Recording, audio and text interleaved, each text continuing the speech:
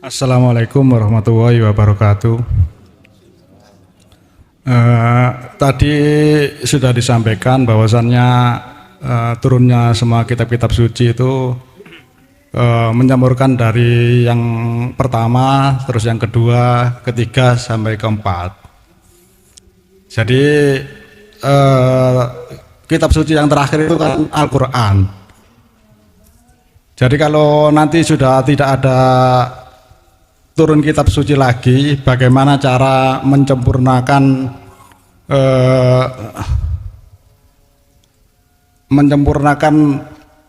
kitab suci Al-Quran tersebut? Itu yang pertama, Gus.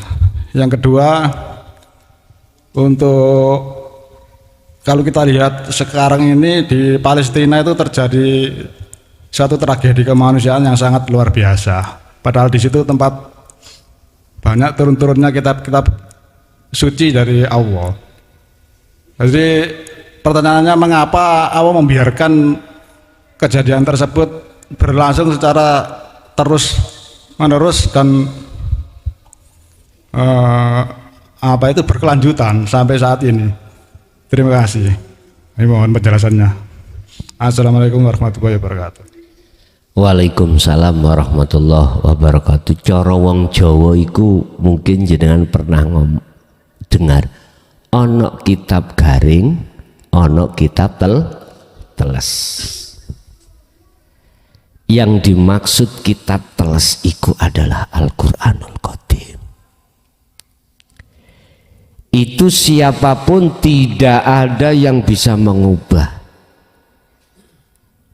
Maksud daripada itu tidak ada siapapun yang bisa mengubah. Mungkin itu disindir di dalam surat Ali Imran ayat 7. Ali Imran ayat 7, tapi niki kedah sampean pahami dengan teliti. Di situ ada dua Al-Quran itu bertafsir. Pertama adalah secara muhakamah. Muhakamah itu secara syar'i, secara syariah, jelas. Jadi keterangan-keterangan yang bersifatkan jelas. Satu, ada ayat itu bersifatkan mutasyabihat. Wa ma ya'lamu ta'wilahu illallah. Wa ma ya'lamu ta'wilahu, dan tidak ada yang tahu takwilannya ayat mutasyabihat kecuali Allah. Ada keterangan selanjutnya. Barang siapa yang condong terhadap ayat-ayat mutasyabihat, maka tersesatlah dia. Nyun sewu, ini gandeng dengan surat Al-Baqarah ayat 28 mang yang ditanyakan, Pak, ya, ditanyakan. Hitah apa masuk ning akal yang namanya patung iku isok nulung liya? Mboten saged. Mboten saged. Si patung iku bisa menolong patung lain, nggak bisa. Artinya apa? Jenengan manakala condong terhadap ayat-ayat mutasyabihat, sementara keakuanmu itu masih muncul, pasti kita tersesat. Artinya Al-Qur'anul Qadim itu tidak akan pernah ada di dalam hati seseorang manakala hati seseorang itu masih ada selain Allah. Selain Allah nggak bisa. Sehingga disindir secara syariat, kita nggak paham. Selagi kau masih mengandung hadas kecil ataupun besar, haram memegang Al-Qur'an. Haram. Artinya tidak akan pernah tampak dan nyata Al-Qur'anul Qadim atau kitab teles di dalam hatimu selama dalam hatimu masih ada selain Allah.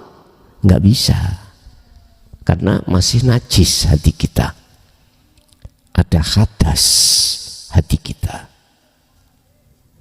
ada hadas, nggak boleh. Makanya sampai nek si ngandung hadas kecil jenengan iku megang Quran nggak boleh, haram. Apalagi jenengan ini hadas besar membaca hukumnya nggak megang membaca haram. Itulah pengertiannya tentang Al-Quranul Qadim. Yo ini yang menjaga. Inilah kitab yang terjaga dan tidak ada siapapun makhluk yang bisa mengubah. Sekalipun malaikat, sekalipun nafsu, iblis yang lebih alim daripada kita. Nggak bisa. Artinya apa, Mbak? Itu tadi. Kalau selama kita masih ada selain Allah, tidak akan pernah muncul itu. Itu yang pertama. Jadi kula mboten disiki kersa mboten. Keabsahan, kesucian, kemurnian, keaslian di dalam Al-Qur'anul Karim itu akan terjaga oleh Al-Qur'anul Qadim. Nyun sewu. Tadi surat Al-Baqarah ayat 28 yang ditanyakan, mesti jenengan mentafsirkan adalah orang-orang selain agama pasti lah gitu tak? Pasti. Akhirnya kita tidak merasa kita yang ingkar. Tapi kalau ditarik dari hakikatnya Al-Quranul Qadimnya, ternyata walaupun saya umpama saya itu alim Qur'ani, alim hadisi, alim fikih, tapi manakala dalam rohaniaku masih mengaku saya yang memberikan bimbingan, memberikan petunjuk, memberikan hidayah, maka itulah yang dikatakan orang yang ingkar. Saya ini, kalau itu saya yang memberikan petunjuk, bimbingan, terus bagaimana dengan ayat yang mengatakan surat Al-Qasas itu, innaka la tahdi man ahbabta, sesungguhnya bukan kamu Muhammad yang bisa memberikan petunjuk terhadap orang yang kau dekati, tetapi adalah Allah. Oleh sebab itu mungkin lebih arif adalah sesungguhnya yang memberikan, yang mempunyai petunjuk, yang mempunyai syafaat, itu sesungguhnya iman kita cukup Allah lah.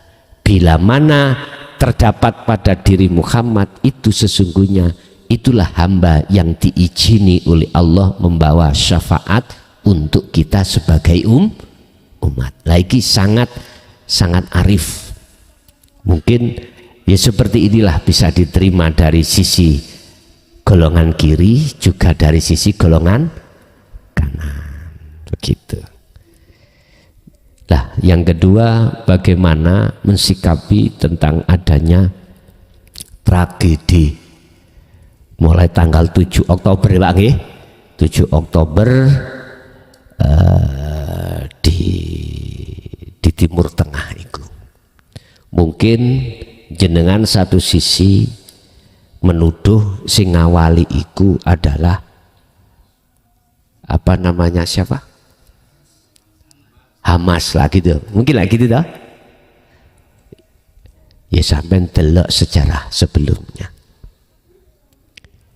sampai lihat sejarah sebelumnya itu bagaimana Palestina tertindas seperti Indonesia dulu tertindas. Itu tanggal 8 mau ada pesta besar-besaran.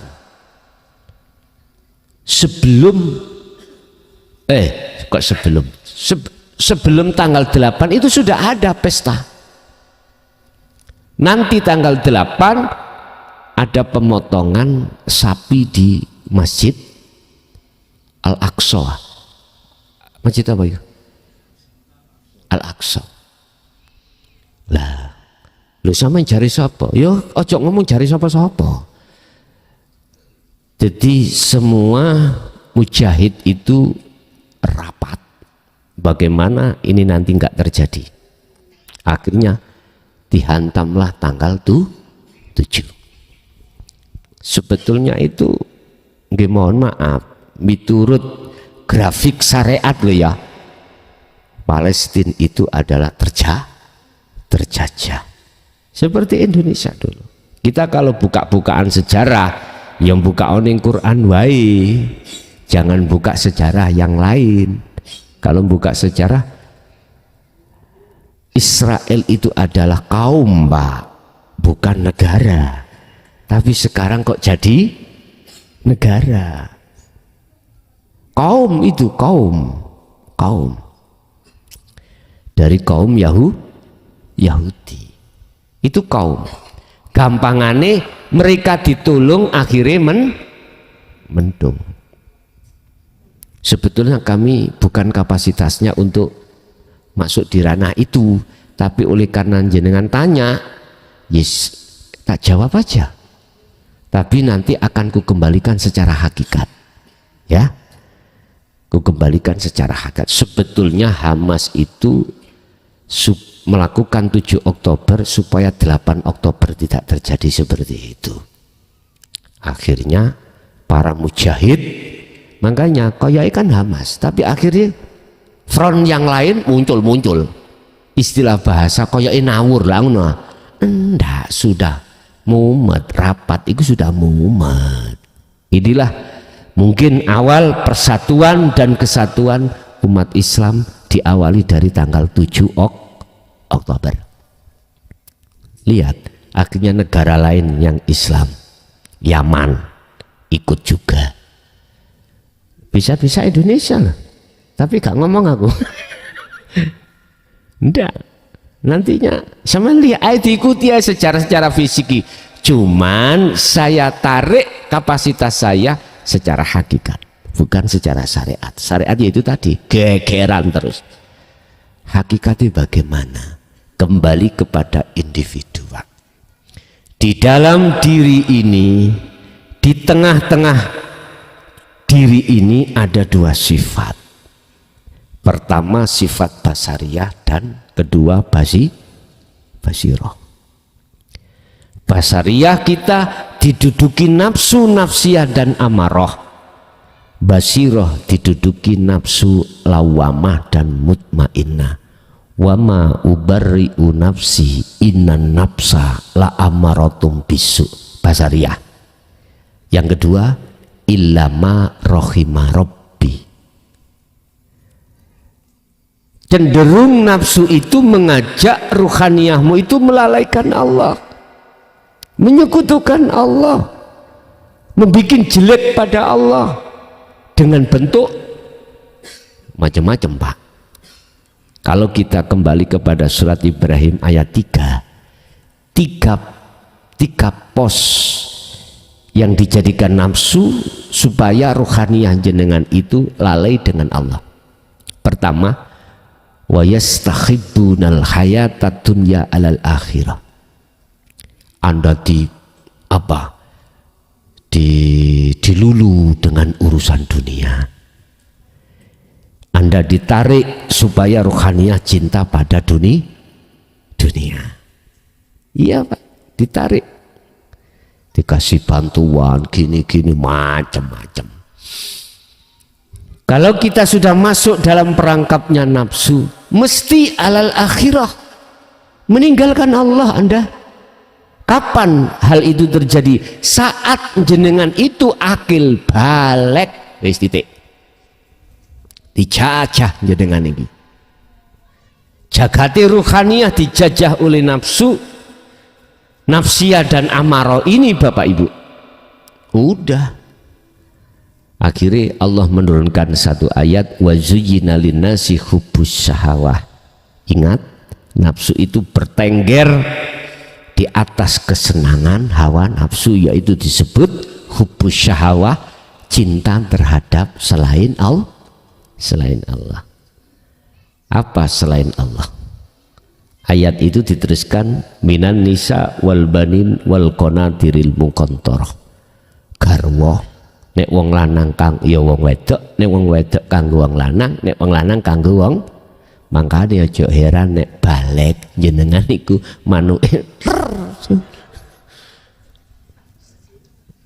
Aku tak ngadep rono. Mohon maaf, iki kula ngomong opana nih, gitu loh. Semua proses ini terjadi pada diri kita, Bapak Ibu. Pada diri kita.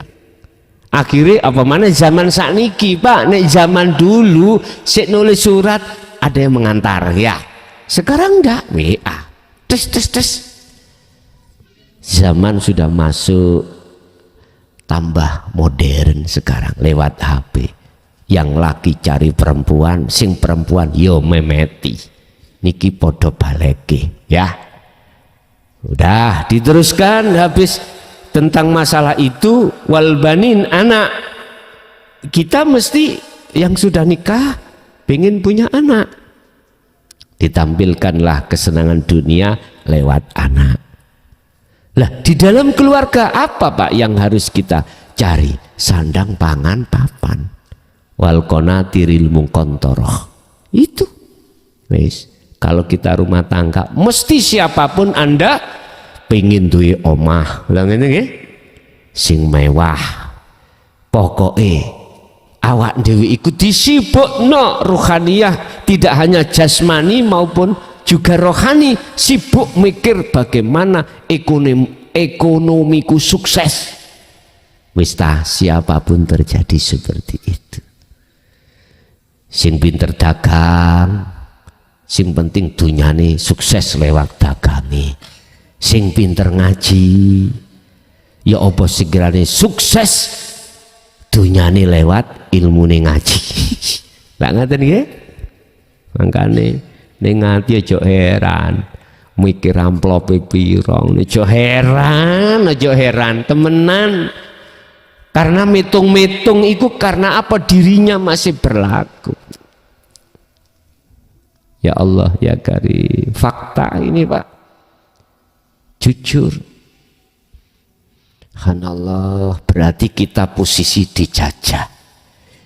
Ruh ini dijajah. Lah mana sifat basiroh yang di dalamnya penduduknya adalah wamah dan mutmainah? Tidur Pak. Lah bagaimana dia bisa bangun? Bagaimana bisa bangun dia? Enggak punya doyo. Yang kita kasih makan itu nafsu nafsiyah dan amarah saja, sementara ini enggak kasih makan. Artinya apa Pak? Yang kita itu masih ngaku-ngaku aku. Lha iku sama dengan kita ngkei bagian yang hawa nafsu iku. Apa daharane lawamah dengan mutmainah? Itu tadi saya katakan dalam surat Al-An'am 161 tadi, ajaran dinu tauhid dijauhkan ini. Hati daharane gak ono, ini gak ada. Bagaimana akan timbul satu kesadaran bahwasanya semuanya Allah, lah ilmunya kita ditutup. Ini perjalanan Pak, perjalanan. Tapi ketika saat ilmunya itu sudah buka mengalir, akhirnya lawamah muncul. Bangun Pak, berdapat daharan Pak, tangi Pak, saya akhirnya menyesali Pak. Ketika panjenengan ini sudah mengwelcome hati terhadap dinu tauhid millata Ibrahim Hanif, jenengan sadar tiba-tiba apa laku ket biyen iku ya gak ono gunane. Lawon sing tak aku imanku iku si iman nang sakliyane Allah, hubitat a'maluhum wa malahum min nasirin, ditolak. Akhirnya kesadaran hati sampean itu muncul lewat nafsu lawama ini, mutmainnah digugah pisan. Ya ayyatuhan nafsul mutmainnah, nafsu sing anteng irji'i baliya sira ila rabbiki maring pangeran ira. Lah ngoten ta? Jenengan sudah mendapatkan sirul asr, tahu caranya kembali kepada Allah, dilakukan Pak. Olehnya dia melakukan rodiyata mardi, tidak karena apapun. ridho dan diridani. Akhirnya fadkhuli fi ibadi wadkhuli, artinya jiwamu akan anteng damai manakala jenengan ini dikatakan sudah sampai pada Allah. Apakah Hamas menang? Mesti. Loh ngono lho gampangane. Mujahid ini mesti menang? Pasti. Karena ayatnya dia itu radhiyatam maradhiyah. Fadkhuli fi ibadi wadkhuli. Lah di situ loh Pak. Lah sing mati sebelum merdeka ya apa? Disebut apa? Mati syahid. Syuhada iki bahasa syariat karena membela agama.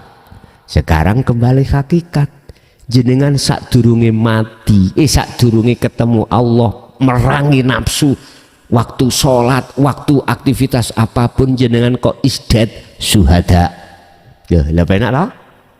Makanya ada yang tanya, Gus, kula niki wis nampa dinut tauhid, kula ya wis ngamalno dzikir, tapi kula durung tutuk ketemu Allah, durung merdeka, tapi isdet ya apa? Lah ngaten nggih.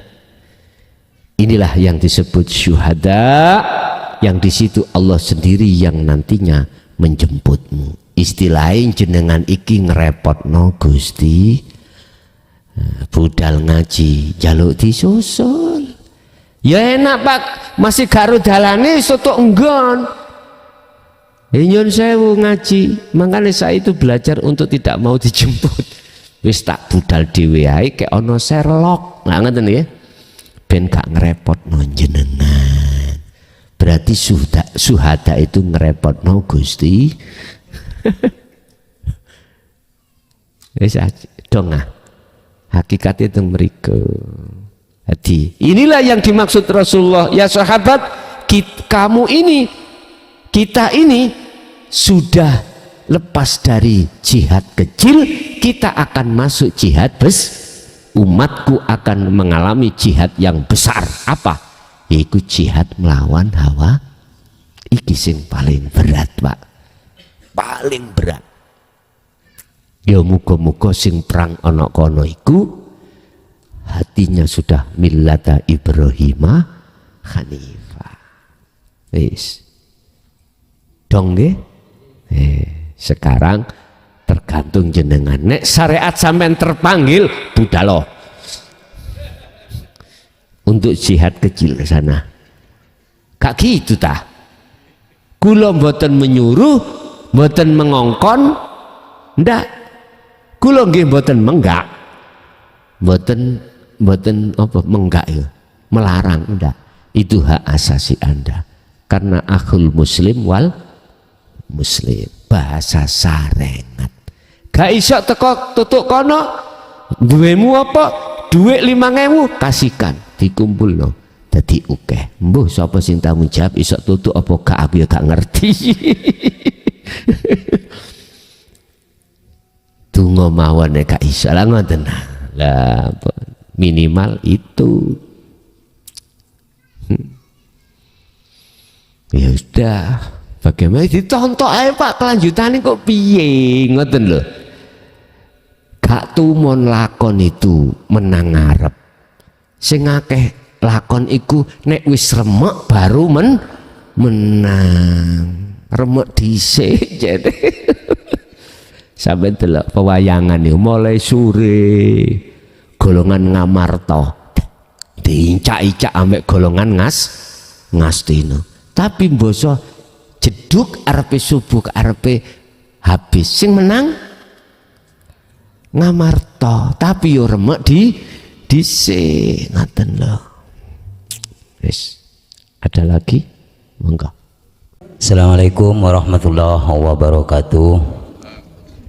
Kula Sahid dari Pasuruan Tembero ya. Yang mau saya tanyakan, katanya ilmu tasawuf ini tidak boleh diajarkan dengan sembarangan katanya gitu ya. Menurut Yai bagaimana? Sedangkan seperti saya kan pingin tahu ya, pingin mendalami gitu loh ya. Katanya harus mapan dari segi syariat atau bagaimana? Menurut Yai bagaimana? Makasih Yai. Saya bukannya tidak setuju dengan dawuh itu, setuju. Cuman selama ini apa yang kusampaikan di tengah-tengah umat sing wis brengosen, Pak. Ya. Kalau itu diajarkan terhadap mereka yang masih dalam keadaan pendidikan tarbiyai ibtida sanawi, mohon maaf ya, saya maklumi makalah itu.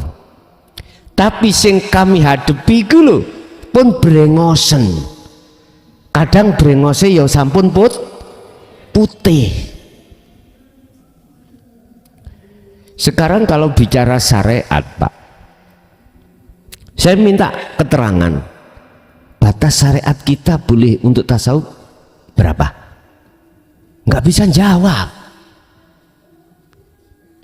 Semua ulama saya tanya nggak bisa jawab. Mana batasnya kita itu syariatnya cukup?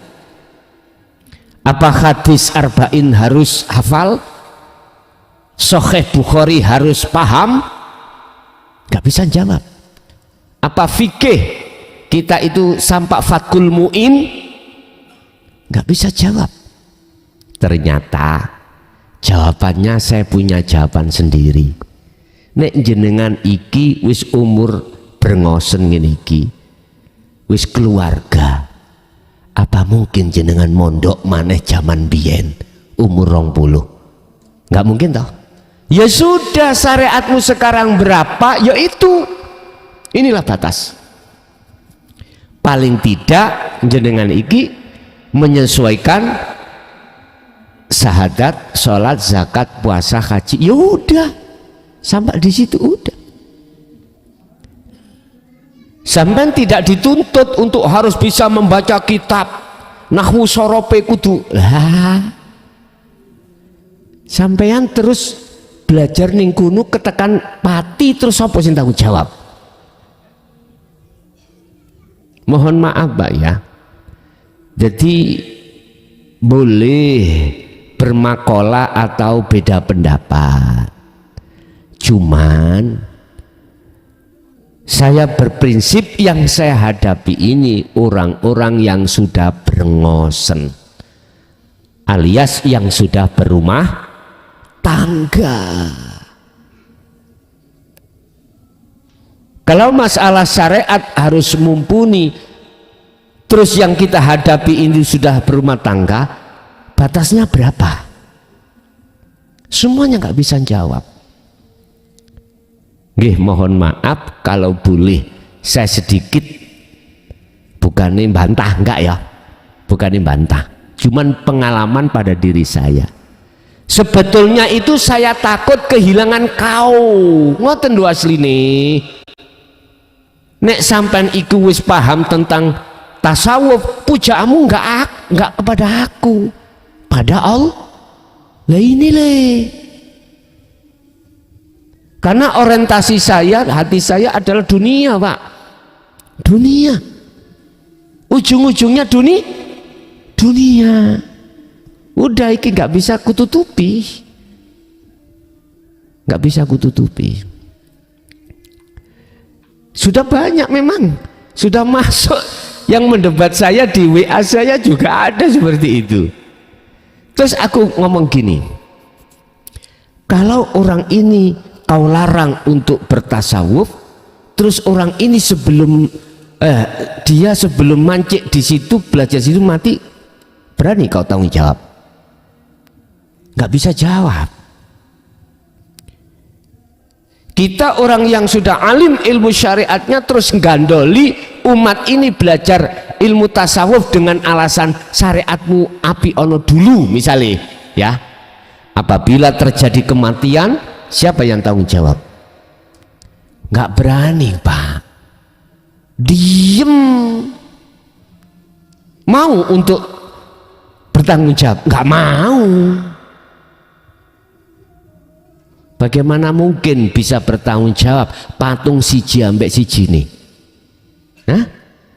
Iso tanggung jawab? Mboten saged, Pak. sifat hakikat kita sebagai makhluk. Jelas miturut tasawuf la haula walaku, tidak punya daya upaya apapun dalam hal apapun. Bimbingkah, memberikan petunjuk tah, nggak bisa. Masa saya kurang percaya dengan surat Al-Qasas yang saya sampaikan tadi? Innaka, langsung Rasulullah Muhammad ini, la tahdi man ahbabta walakinallaha yahdi may yasha. Bukan kau Muhammad yang memberikan petunjuk, sesungguhnya bukan kau yang bisa memberikan petunjuk terhadap orang-orang dekat kamu, tidak bisa kau.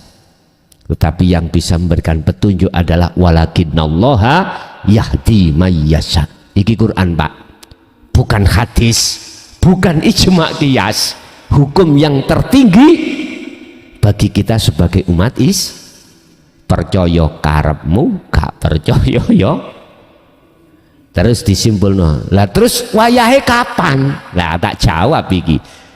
Berapapun umur jenengan, apapun tingkatan syariat jenengan, manakala hatimu sudah buka menerima, itu saatnya. Udah, itulah saatnya. Minangka gelas Pak, nek wis dibuka dicuri tuyo, yaiku waktune dia menerima.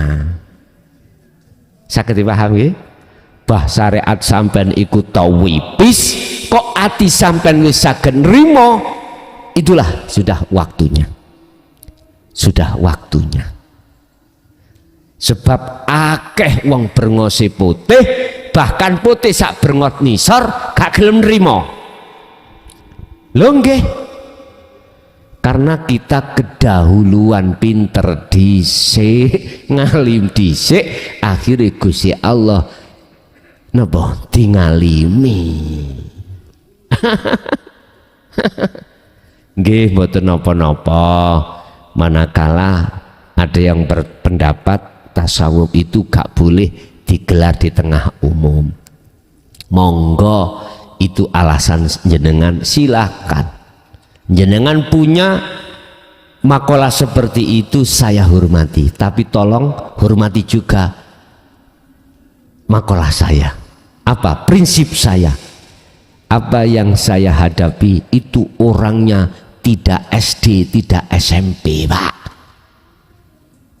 Dia sudah melewati masa-masa itu. Jadi mohon maaf, walaupun saya sampaikan di tengah umum, itu pun yang kuhadapi semuanya itu sudah usia lanjut. Jenengan iki sudah di atas rata-rata, wis wayai. Ada dasarnya, ada. Walladzi arsala rasulahu bil huda wa dinil haq liyudhhirahu 'ala dini kullih walau karihal musyrikun. Ini Rasulullah.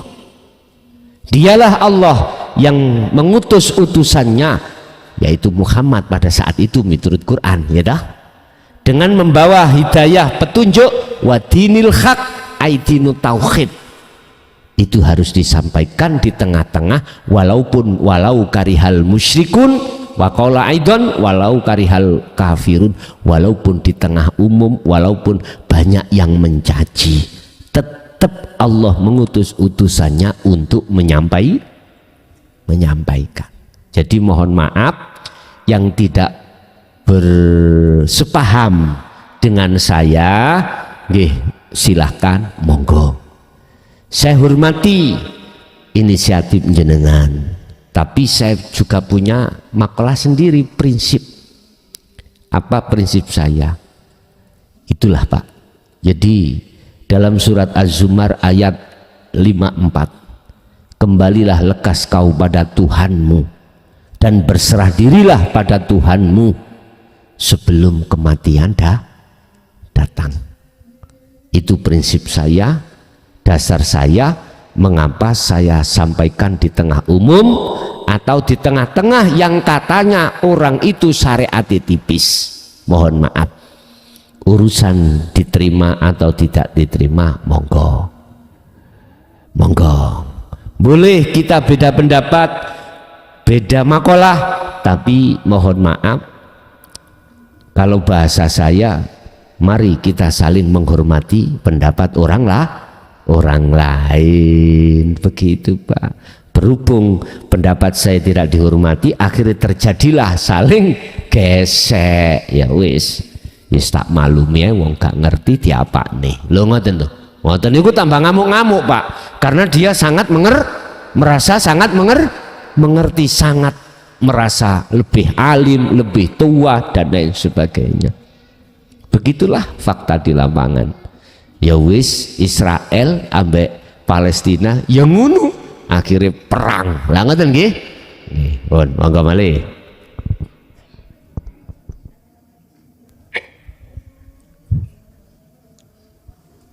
Assalamualaikum warahmatullahi wabarakatuh.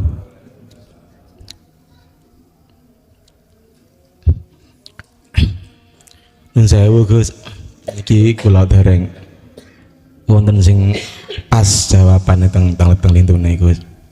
Ngeten Gus. Nun sewu Gus, langsung saja. Maksud Kanjeng Nabi dawuh Islam datang dari barang yang asing dan akan kembali ke keterasingan. Ini Gus. Bagaimana kita niki sing ngaji niki Gus, nggih termasuk kelompok sing asing niki Gus.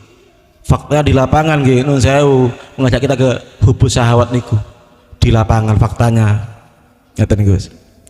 Nomor kali maksud Kanjeng Nabi dawuh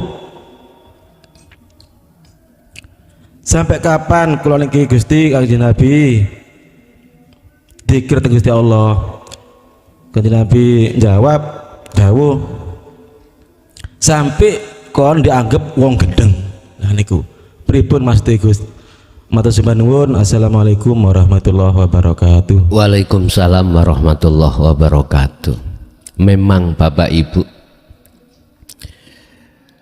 ketika saat ajaran Rasulullah yang dianggap asing itu disampaikan, di situ ada dua kelompok.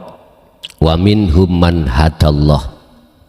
Kelompok pertama minoritas, sedikit sekali yang mau menerima. Tapi wa minhum, kelompok kedua mayoritas adalah wa minhum man haqqat minadh dhalalah, tetap ruhaniyah dalam kesesatan, dalam syahwatut dunia, alias menolak. Memang betul. Makanya jangan heran kalau kita mirsani melihat pengajian tentang dinut tauhid, sak kucuke kuku jumlahnya itu dikit. Coba kalau yang digelar ngaji akbar tentang kelompok yang kedua tadi, apalagi kiainya kondang, bayi ono mampu-mampu artis pisan sing teko mbok luar biasa. Sing dibahas mesti urusan dunia, tidak pernah urusan Allah, ruhaniyah, jasmani, hablum minan nas, nggak pernah membahas. Itu tadi loh Pak, warungi bedo bos, warungi bedo. Apa mungkin didukno iku mangkare onoe iku pecel, gak mungkin. Ya sudah, itu sudah ketetapan Allah. Diapa no. Terus kita bilang apa? Terus kita mau protes apa? Ya sudah, itu yang pertama. Yang kedua, terkait masalah kita berzikir sampai edan, sampai orang menganggap gendeng, itu piye maksudnya? Ngeten Pak, alladzina yastami'unal qaul, ketika panjenengan itu sudah dalam hati yakin menerima ajaran dinut tauhid dan mendawamkan zikir yang tujuannya adalah nafi isbat, menafikan iman selain Allah, dan isbat, mengisbatkan, menetapkan iman hanya pada Allah.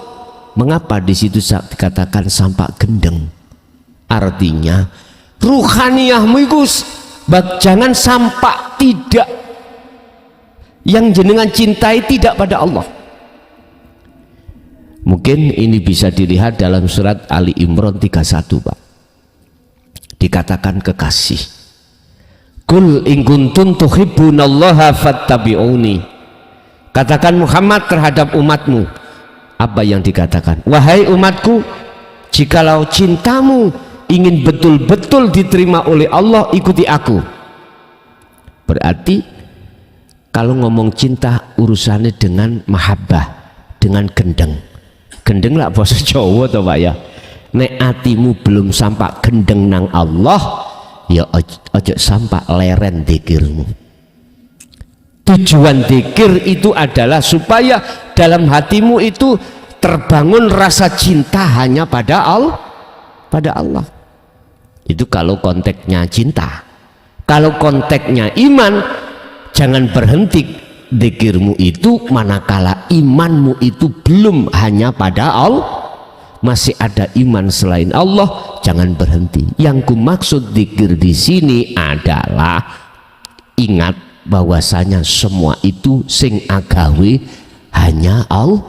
Lah itu loh, maksud saya dzikir di situ. Ala bidzikrillahi tatmainnul qulub.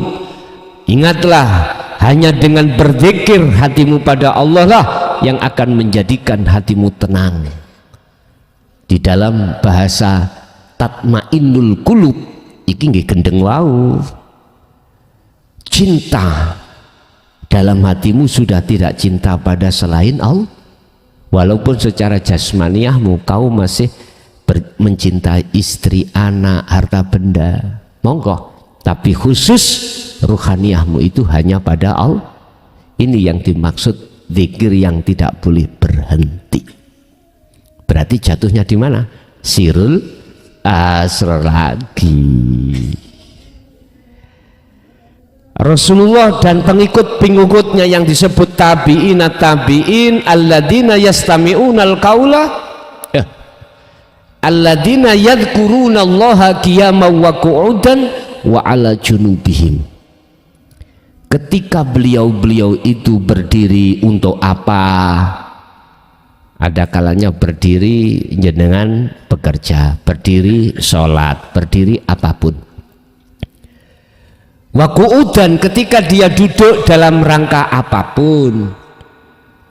Wa 'ala junubihim dan ketika dia keadaan berbaring apapun. Dia selalu hatinya berzikir.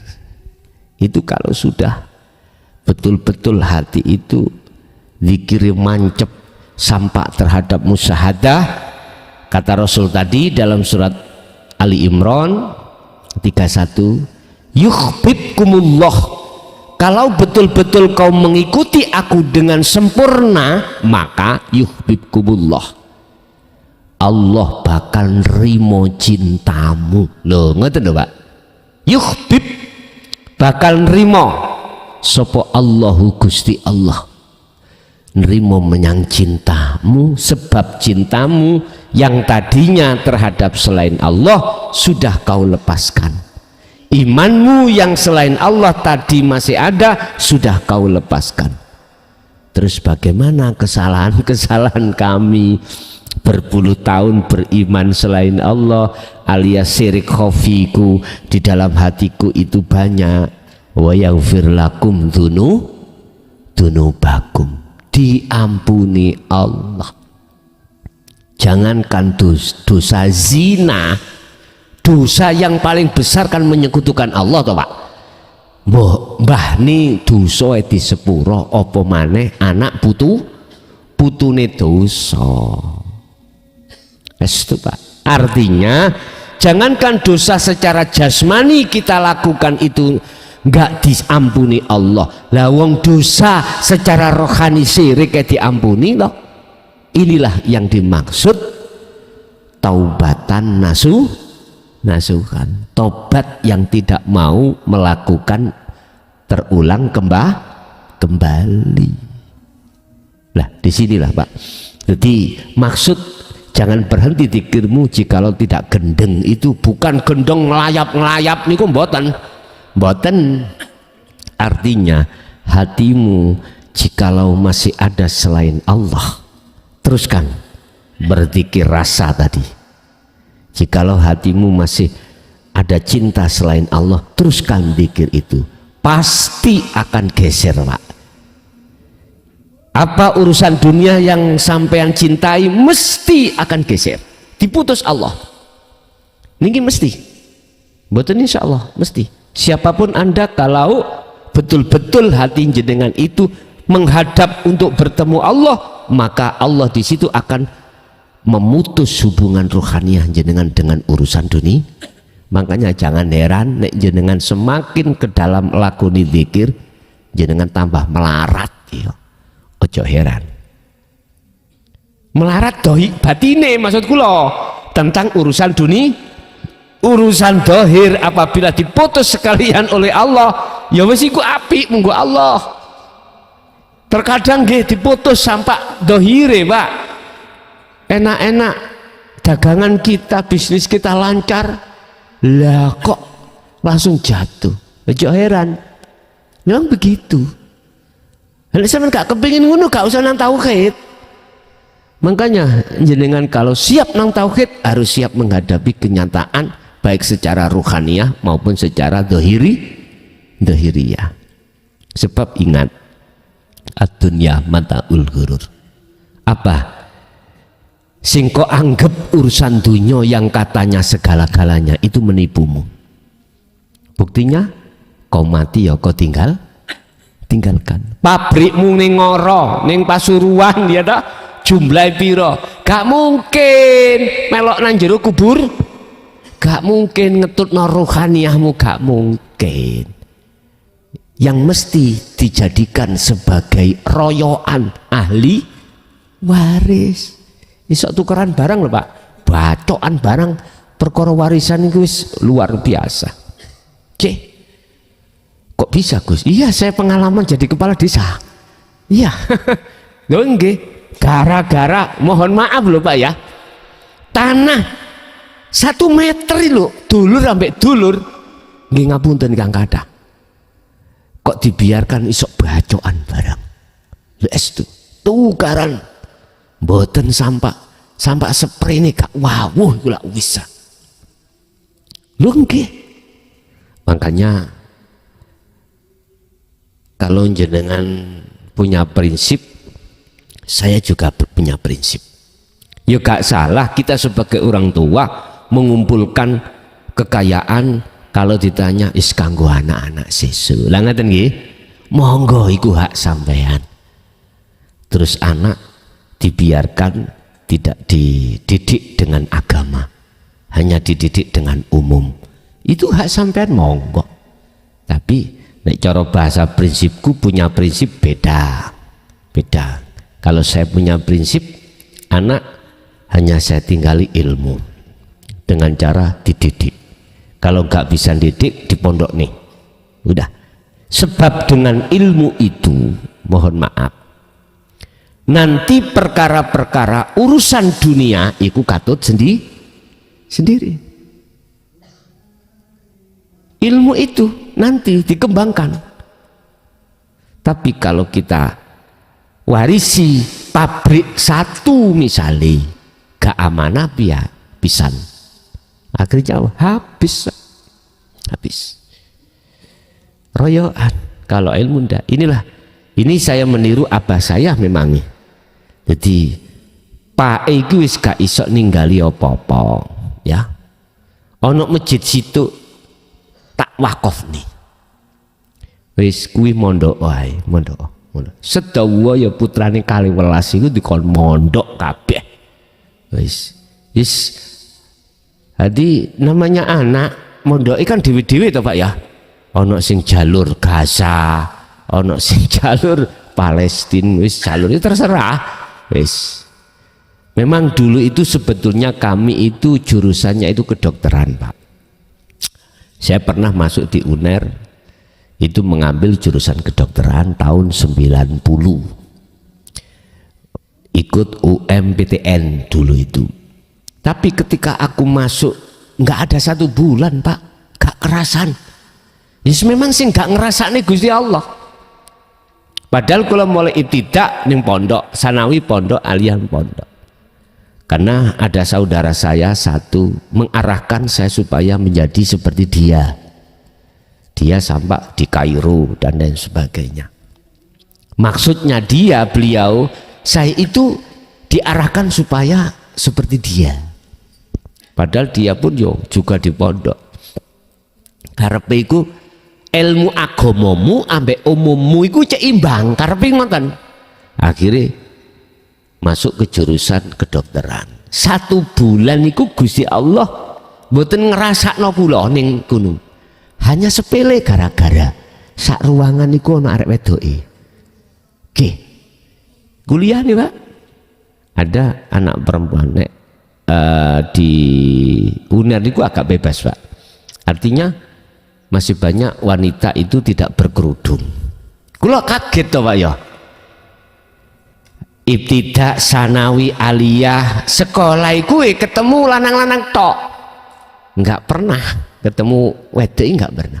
Ketika masuk perguruan tinggi, Masya Allah, Pak. Edok kaget kula. Bukannya mboten seneng lho kula nggih. Tak anggap gak kuat. Akhirnya saya bilang sama Kang Mas, aku mau sekolah ning kini. Surabaya, UNER Surabaya. Moh wis, lah karepmu ya apa?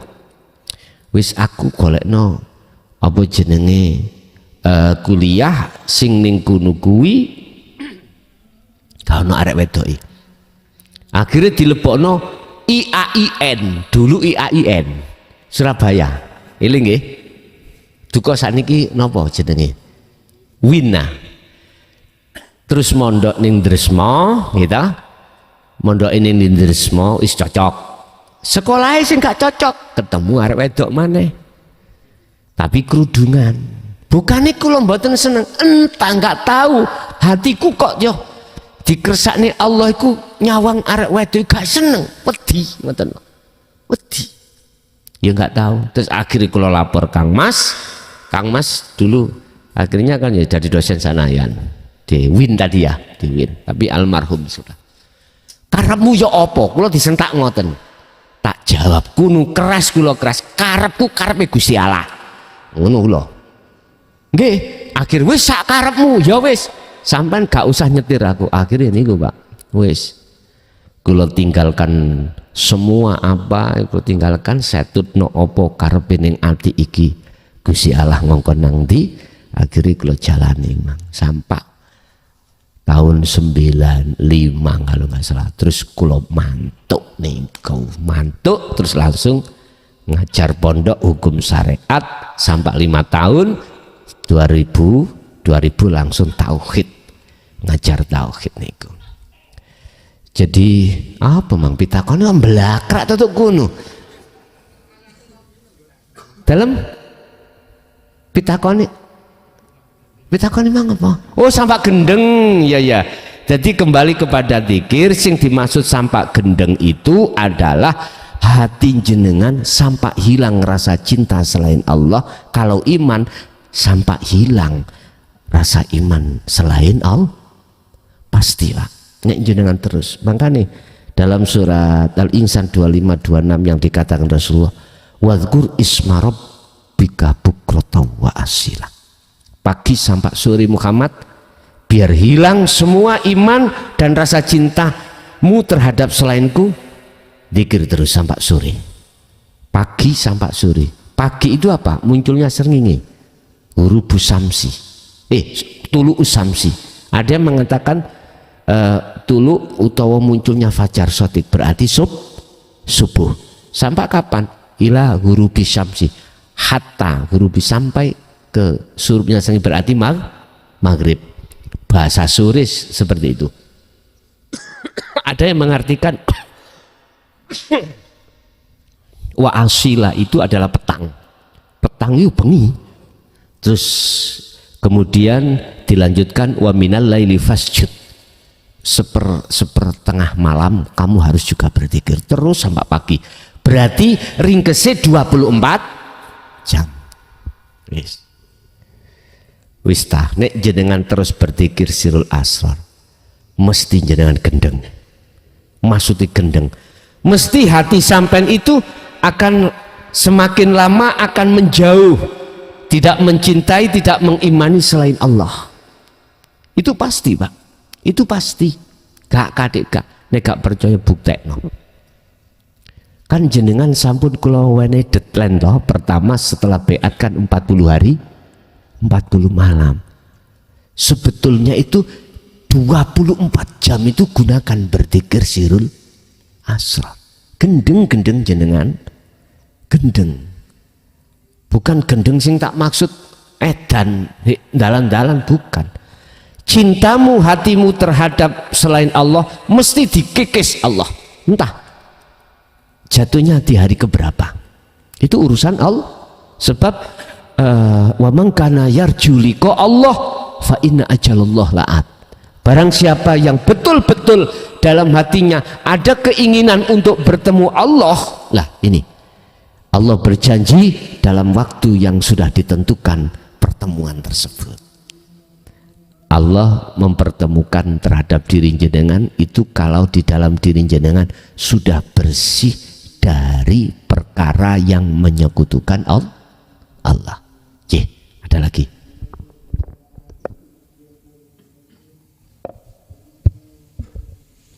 Assalamualaikum warahmatullahi wabarakatuh. Engkang kula tangletaken Gus mengenai surat Al-Baqarah ayat 28. Mengapa kamu kafir kepada Allah padahal kamu tadinya mati, lalu Allah menghidupkan kamu, kemudian kamu dimatikan dan dihidupkannya kembali, lalu kepadanya lah kamu dikembalikan. Pertanyaannya, bagaimana memahami ayat niki dari sudut pandang hakikat? Matur nuwun. Assalamualaikum warahmatullahi wabarakatuh. Waalaikumsalam warahmatullahi wabarakatuh. Bagaimana kamu ingkar kepada Allah padahal kamu tadinya mati? Bagaimana kau beriman jikalau kau yang bisa melihat, mendengar, beraktivitas apapun, padahal hakikatnya kau itu adalah patung. Jadi bahasa mati, wa kuntum amwatan, itu adalah sebetulnya kita aslinya adalah patung. Oleh karena bahasanya kaifa takfuruna billah, mohon maaf, kemudian fa akhyakum, Allah menghidupkan kau itu seakan-akan kau itu punya hidup. Akhirnya kita jatuh merasa kita hidup. Padahal sifat hidup sifatnya siapa? Hayat. Itu masuk dalam sifat ma'ani. Ya, sifat wajibnya Allah 7 ma'ani itu. Termasuk kudrat, iradat, ilmu, hayat. Itu sifat wajibnya Allah. Masuk dalam sifat ma'ani. Bagaimana kau bagaimana kau ingkar kepada Allah, lawang asalmu itu adalah mati kemudian dihidupkan Allah. Bahasa hakikat gini, bagaimana mungkin saya itu merasa aku bisa ngomong, bisa memberikan hidayah, memberikan petunjuk, bimbingan, lawang hakikatnya aku itu patung. Artinya apa? Walaupun di situ ada kalimat fa akhyakum, bukan berarti saya yang kasih bimbingan ini, bukan. Mestinya gitu loh ya. Mestinya gitu, tapi pinter nafsu, Pak. Ngomong nanggone Adam dam khuldi itu nek kalau kau makan mesti kau itu akan kekal di surga. Lah tabrakan ambek ayat Allah toh. Pesannya Allah apa? Adam, kalau kau mendekat terus makan itu kau tak usir dari surga. Loh, kebalik toh, Pak. Nafsu ngomong nang awak di supaya ngaku-ngaku. Allah nggak boleh. Allah malah ojo, jangan. Tetapi kita buktinya merasa diriku yang memberikan. Nah, inilah yang dimaksud ingkar itu di situ, Bapak Ibu. Berarti saya ingkar pada Allah dengan bentuk dalam hatiku merasa saya yang melakukan. Lalu dia menghidupkan kamu, kemudian dia mematikan kamu. Sipate patung kan gak iso apa-apa to, Pak. Iso apa-apa sebab diopo-opokan sing iso apa-apa. Begitulah kalau kita sadar dengan penuh kalau diri kita itu adalah patung, maka tidak ingkar. Berhubung kita merasa hidup dan lain sebagainya, akhirnya bentuknya kita ingkar. Lalu dia menghidupkan kembali, artinya kita itu, mohon maaf, bahasa syariat asalnya kita mati, dihidupkan, kemudian dimatikan, terus dibangkitkan kembali. Kan kita nggak bisa bangkit sendiri. Artinya gini, jenengan iki bisanya nerima dinu tauhid ya karena Allah. Yang maksud tujuan Allah akan membangkitkan hatimu dari kematian panjang ini. Berarti sing nguripke jenengan nggih Allah. Ketika jenengan sampai berzikir, hilang iman selain Allah, hilang cinta selain Allah, kembali lagi yang bikin seperti itu juga koyoke kita toh Pak ya. Makanya sering saya katakan, ada satu pertanyaanku, saya itu sudah paham ilmu tauhidnya, zikir kholwat siang malam, tapi mengapa enggak wusul? Ternyata si merasa dirinya yang ini persoalannya. Oleh sebab itu, fakhla nak laika, lepasen sandal lurumu mang, loh gitu loh. Karena bilwadil muqaddas itu kau sudah hampir masuk di dalam lembah yang disucikan, musyahadah tadi. Ya nggak bisa Pak, kalau kita merasa diri kita tetap kita tidak summa ilaihi turja'un, dan dia maha mengetahui segala sesuatu. Enggak kemudian kepadanya lah kamu dikembalikan. Berarti isoe balik sing balekno ya Gusti.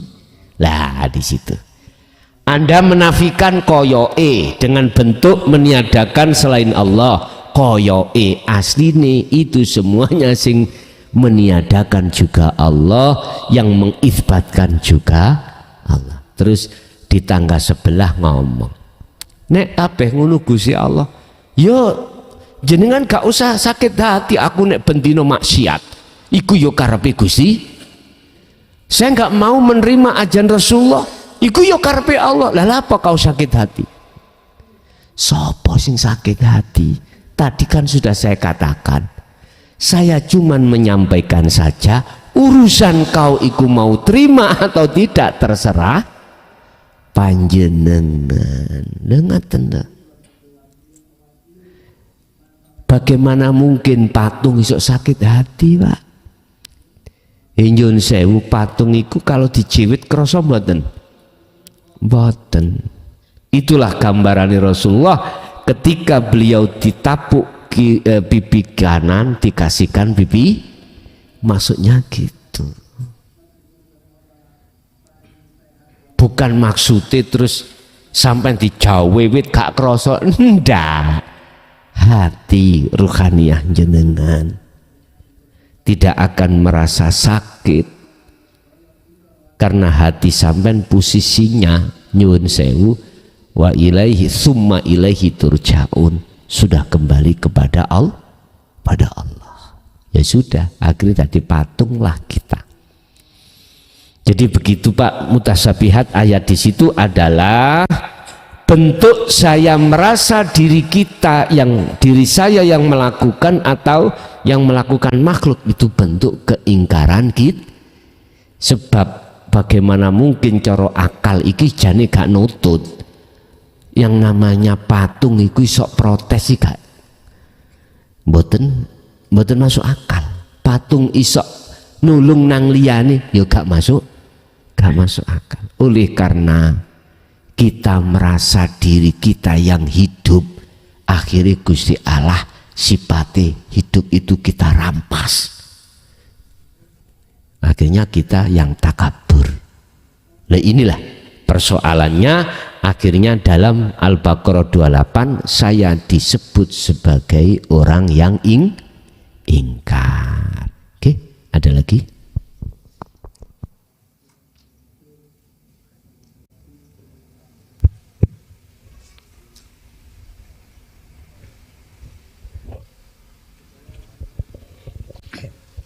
Bismillahirrahmanirrahim. Assalamualaikum warahmatullahi wabarakatuh. Kulo Iwan Gus. Jadi masalah dzikir Sirul Asror bagi saya meskipun dengerin keterangannya Guson bolak-balik, bagi saya merasa belum paham. Tapi tetap saya lakukan. Yang saya rasakan itu hari-hari saya merasa kalau diam-diam sendiri itu cenderung kepingin sendiri. Saya merasa kayak dohir ini kayak penonton, Gus. Kelakuan semua, kelakuan saya, kelakuan orang lain ini ya kelakuannya Allah Ta'ala. Nah, hal kalau umpamanya yang diucapkan itu ya, yang bunyinya paling banter, Hu Allah, bahkan ada yang ekstrim itu saya merasa kayak saya penonton, terus ada yang bilang I am the God gitu terus ya. Nah, padahal itu saya rasakan bisa lebih dirasakan kalau saya pakai situasi kholwat itu. Saya pernah kholwat di Kiai Haji, keturunannya Kiai Malang itu kita agak mayoritas waktunya itu bisa kasarannya topo sepi. Nah, pertanyaan saya, sikon saya kayak gini ini ada apa sudah benar di jalurnya?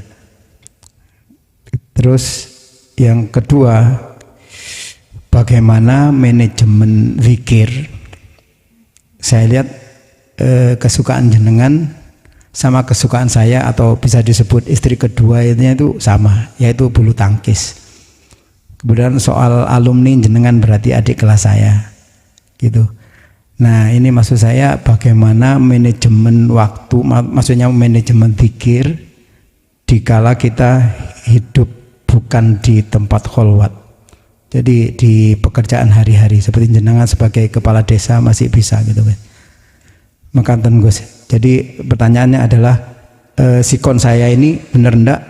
Yang kedua, bagaimana manajemen zikir dikala melayani orang-orang? Matur nuwun. Assalamualaikum warahmatullahi wabarakatuh. Waalaikumsalam warahmatullahi wabarakatuh. Hak sudah benar di dalam muraqabah. Memang kalau kita posisi masih di rasa menuju bertemu, su'aul basiroh ke ainul basiroh itu ada dua memang. Seakan-akan kita adalah sebagai penonton. Dan itulah prosesnya Bapak Ibu. Sebelum masuk di musyahadah, terlebih dulu kita diperjalankan Allah di muraqabah. Itu pasti. Lah, jenengan wau menyangkut masalah manajemen atau kholwat secara nggon sepi, topo nggon sepi di Baitur Rahmah zaman jenengan berarti Gusudi ya, nggih leres nggih. Gusudi sebagai putra beliaunya Hadrati Syekh Mbah Haji pada saat itu saya pernah ta'aruf, tabarukan ke beliaunya pada saat sugengnya beliau, ketika saat saya diperintahkan Abah ke sana. Itu ceritanya lucu sekali. Saya bisa bertemu beliau itu lucu sekali dan tidak perlu saya ceritakan. Dan mulai awal dialah saya bertanya, Mbah, cara untuk bertemu Allah kanthi cepet piye Mbah? Hanya satu jawabannya si Mbah, mlaku wong ulon ojo tolah toleh. Itu penuh kinayah.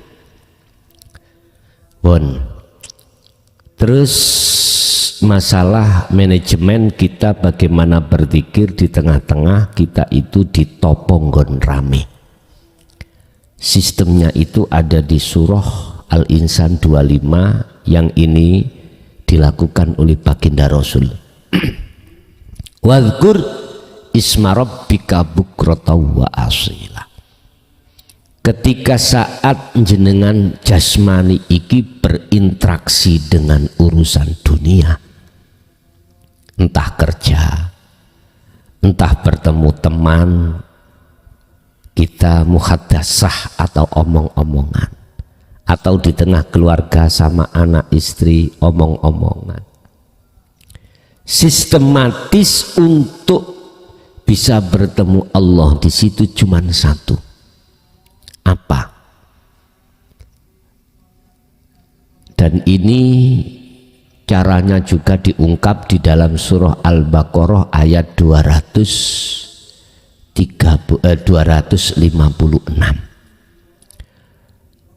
La ikraha fiddin qad tabayyana rusdu minal ghayy wa may yakfur bit-taghuti wa yu'min billah faqad istamsaka bil urwatil wuthqa lam fisama laha.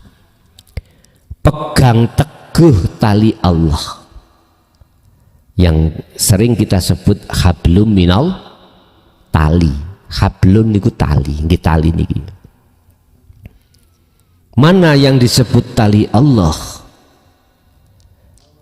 Akhirnya dijawab di dalam surat Al-Baqarah Al-Quranul Qadim sama dengan ayatnya 256.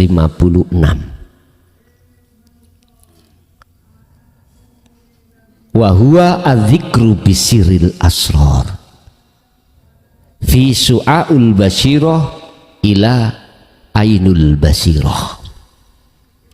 Buka di dalam kitab Al-Quranul Qadim, sing kitab iku wonten dodo jenengan.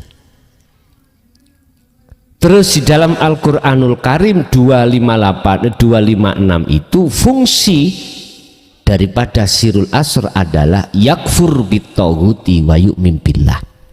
Jadi tercatat di dalam kitab di dalam Al-Qur'anul Karim tulisane iku ngeten. Yakfur bitaghuti wa yu'min billah. Artinya barang siapa yang meninggalkan iman selain Allah, at-tauhid itu selain Allah, berarti kalau wau ningati sudah meninggalkan keakuanku yang menyampaikan. Ini berarti sudah kutinggalkan. Siapa yang mau meninggalkan hal ini, maka wa yu'min billah, imannya pasti benar-benar hanya pada Allah. Istilah bahasa lain, barang siapa yang meninggalkan selain Allah pasti akan dia bertemu Allah. Lah, lewat apa saya bisanya meninggalkan Allah? Bila mana konteksnya iman ya iman, bila konteksnya cinta ya cinta. Ternyata dijawab sarah di dalam Al-Qur'anul Qadim adalah wahuwa adzikru bisiril asrar fi su'ail basirah ila ainil basirah. Fungsiake rasa itu untuk menuju ain. Fungsikan iman hanya Allah. Yang apa yang muncul dalam dirimu atau istrimu, orang tuamu atau anakmu atau orang lain semuanya, hatimu hanya duduk di dalam iman. Allah lah yang beraf'al. Nggak boleh hati beriman dari saya, dari istri, dari anak, dari orang itu nggak boleh. Inilah fungsi su'aul basyirah ada di situ. Faqadistamsaka bil urwatil wuthqa, pegang teguh tali ini. Berarti pegang teguh, kita disuruh ngasah terus, disuruh merasakan Allahnya di situ, disuruh mengimani hanya Allahnya. Itu kan tempatnya di hati toh Pak, tidak di lesan. Enggak, jangan dilesankan. Nek sampean lesankan, bukannya saya itu melarang, enggak, mengeluarkan kebenaran ke zahir, enggak, cuman iki nanti akan membingungkan orang, apalagi orang itu belum sepaham imannya seperti Anda. Ya sudah, cukup di dalam hati aja. Ini caranya. Bagaimana sistematis jenengan ini ketika jasmani dalam keadaan ramai, rohaniyahmu berkholwat. Itu caranya. Sangat diterima nggih? Tetapi ngomong gampang, teori mudah sekali, tapi praktek akan mesti jadi mudah. Tidak akan pernah bisa melepaskan zikirmu pada Allah manakala sudah terbiasa Pak. Jadi nggak bisa pisah, putus satu detik pun nggak bisa sampai yang namanya tali Pak, disuruh megang terus, selama tidak dilepas ya tidak putus. Begitu berarti kesimpulannya, ya zikir iku ojo sampai putus. Jikalau mudahnya su'aul basyirah dalam hati jenengan, zikir rasa itu muncul karena didorong kuwi zikir sir atau ismudat, ya kembangkan zikir sir itu, berucap Allah, silakan teruskan terus itu. Nek mudahnya zikir sir asal muncul, didorong dengan itu zikir sir, monggo, mengapa tidak? Itu untuk melatih supaya jenengan tidak memutuskan talimu terhadap Allah. Begitu sebetulnya. Ada lagi? Monggo.